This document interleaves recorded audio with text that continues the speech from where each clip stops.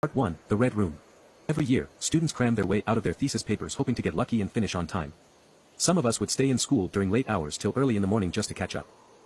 But one night, as me and my friend decided to finish before everybody else, we went to bunk in our room by bringing over sleeping bags and canned food to last us 3 straight days. It's already near the end of the school year and most students have gone on their summer vacation. Most of them were freshmen who don't have to struggle with such ungodly thesis papers. We were lucky enough to have our classroom to ourselves. As most students prefer to study in larger groups, me and my friend decided to study just the two of us, that way there is less disturbance. Second, they also prefer studying outside under trees or by the university fountain or sunken garden as we call it. But we were lagging on our paper and we had to finish it before the end of the term. The first day went by calmly. There were rumors that the room we were staying in was the famous Red Room. You will know why this room was called as such. As we buried ourselves in our papers, sometimes my friend will fall asleep. It depends, but we tried to stay awake for the other just in case. One can sleep and the other stays up. That way we can be sure there is somebody looking out, standing guard every night. Halfway during our 3-day stay, I woke up to see it was dead dark outside. By looking at the surroundings, I looked at my digital watch with that button to illuminate the time. I saw it was 2:59 in the morning and in a few seconds the time struck 3:0. I was also surprised to see my friend was fast asleep. Compelled by the responsibility at hand, I decided not to go back to sleep and keep watch. I still can't believe we both fell asleep.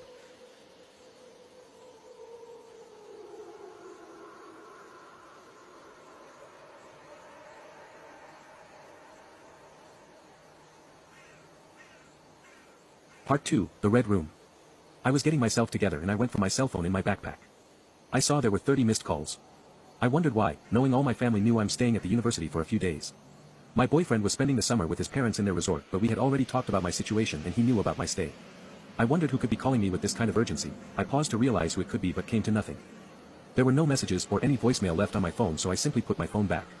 I looked at my watch and saw it was 3:0. Weird as it may seem, I was sure enough that a few minutes had already gone by after I woke up, checked my phone and looked at my watch.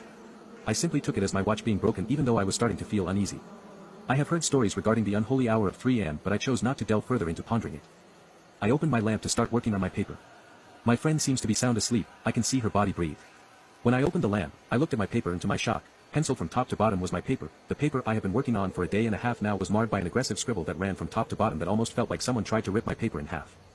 Instead of fear, I felt really frustrated and mad about this, and my anger turned on my friend, thinking she may have done this in an effort to slow me down. But then I tried to calm my nerves, thinking maybe it's just that I have just woken up and been irrational. After all, if it was her, she would have already giggled after I opened the lamp, but instead I heard her snore soundly. I even pushed her slightly and saw she was really sleeping. Not wasting time, I tried to get as much done as humanly possible. After several minutes of being glued to my paper, I realized my friend got up and she seemed to have ran out of the room quickly. The light on my paper is the only thing I can see and the dark room was hard to discern. I had to cover the lamp by my hand and managed to catch a glimpse of my friend running out of the door. I squinted my eyes just in time and saw her run out. I figured maybe she needed to go to the washroom urgently and I went back to writing my paper.